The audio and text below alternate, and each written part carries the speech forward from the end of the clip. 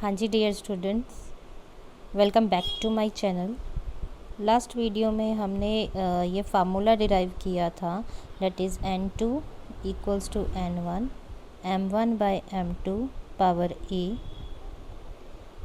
l1 by l2 power b and t1 by t2 power c। ठीक है, ये हमने डिराइव किया था फार्मूला। तो ये हमारी एप्लीकेशन थी कि conversion of the numerical value of a physical quantity from one system of units to the another system. तो आज हम एक बहुत ही इम्पॉर्टेंट क्वेश्चन करने जा रहे हैं जो कि बहुत बार आपके एग्ज़ाम्स में आया हुआ है, that is convert 1 Newton into dance. Convert 1 Newton into dance. ठीक है, तो ये बहुत बार आपके एग्ज़ाम्स में आया हुआ है, तो हम इसमें यही फार्मूले को यूज़ करेंगे। ठीक है, तो सबसे पहले आपको ये पता होना चाहिए कि जो न्यूटन है वो किसकी यूनिट है, कौन सी फिज़िकल क्वांटिटी की यूनिट है। ठीक है, तो फोर्स की ये यूनिट होती है न्यूटन। ठीक है, हमने सिस्टम ऑफ यूनिट पढ़ा था, तो उसमें हमारे पास सिस्टम एक ऐसा ही होता है, एक CGS होता है। तो ऐसा ही सिस्टम में जो आपकी यूनिट है फोर्स की, दैट इज़ न्यूटन। अगर फुल साइंटिस्ट के नेम के ऊपर लिखते हो तो that should be use with the small letters.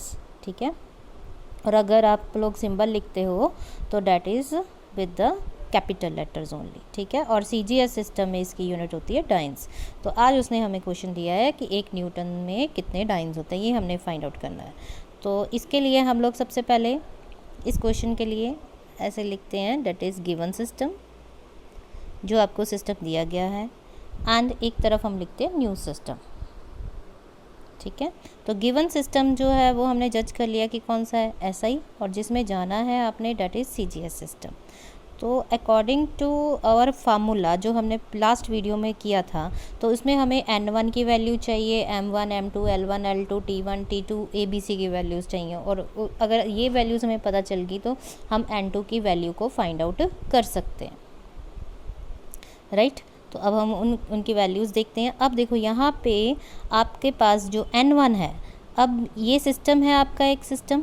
ठीक है, एक सिस्टम इसमें आपने जाना है, तो दिस इज़ योर SI दिया हुआ और ये आपको CGS दिया हुआ। तो ये जो न्यूटन यूनिट फोर्स की जो यूनिट न्यूटन है उसके आगे जो वैल्यू लगी हुई है, ठीक है, तो that is your numerical value n1। मतलब ये न्यूमेरिकल वैल्यू फर्स्ट सिस्टम में दी गई है। तो यहाँ पे हमें n1 की वैल्यू मिल गई, 1 लिखा हुआ है, और कितने डाइन है वो नहीं हमें पता अभी, वो क्वेश्चन मार्क है हमारा। n2 आपने निकालना है, तो यहाँ पे हम m1 l1 और t1 की वैल्यूज़ लिखते हैं।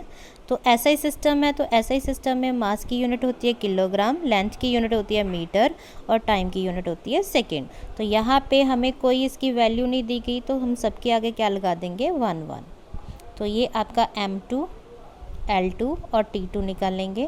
CGS सिस्टम है, तो CGS सिस्टम में आपकी मास की जो यूनिट होती है ग्राम, लेंथ की यूनिट होती है सेंटीमीटर, और टाइम की यूनिट होती है सेकेंड। ठीक है, तो यहाँ पे भी सबके आगे हम लोग क्या लगा देंगे, 1 1, क्योंकि हमें कुछ नहीं गिवन, तो 1 लगाने से कोई फ़र्क नहीं पड़ेगा।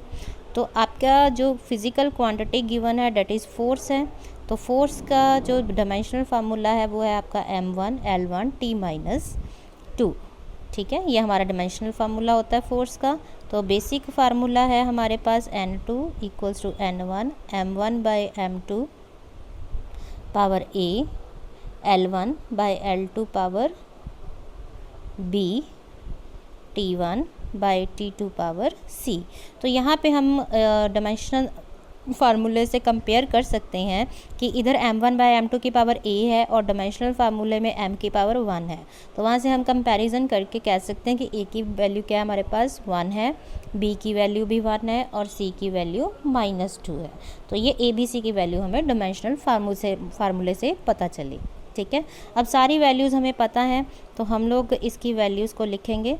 n1 की जगह 1 लिखेंगे, m1 आपको दिया हुआ है 1 kg, m2 दिया हुआ है 1 ग्राम, a1 दिया हुआ है 1 मीटर, 1 सेंटीमीटर पावर 1, और टाइम भी 1 सेकेंड और इसकी पावर दी है -2। ठीक है, अब देखो हमें n2 क्या है, जस्ट न्यूमेरिकल वैल्यू, यानी कि हमें ये यूनिट्स को काटना पड़ेगा। तो हमने ऐसे ही से CGS में जाना है, तो हमें किलोग्राम को ग्राम में चेंज करेंगे, फिर वो यूनिट्स आपस में कैंसिल आउट हो जाएंगी और हमें सिर्फ एक नंबर मिल जाएगा। तो छोटी क्लासेज में हमने पढ़ा हुआ है कि 1 किलोग्राम में कितने ग्राम होते हैं, 1000 ग्राम। ठीक है, तो ये ग्राम है आपका नीचे। 1 मीटर में 100 सेंटीमीटर, पावर 1, ये भी 1 सेकेंड बाय 1 सेकेंड, पावर कितनी आ गई, -2। तो यहाँ पे gram gram cancel out, centimetre centimetre, second second cancel out. तो ये आपका आ गया 1000 पावर 1, 100 पावर 1। ठीक है, और 1 की पावर -2। ठीक है, 1 की चाहे जितनी मर्जी पावर, चाहे पॉजिटिव हो चाहे नेगेटिव हो, तो उसकी जगह हम 1 ही लिखते हैं हमेशा। तो ये 1000 एक बार आ गया, 100 एक बार आ गया और यहाँ 1 आ गया। अब इसको अगर मैं 10 की पावर में लिखना चाहूँ तो कितनी ज़ीरोज़ है, 3 आपकी यहाँ पे हैं और 2 यहाँ पे है, तो पावर कितनी होगी, 5।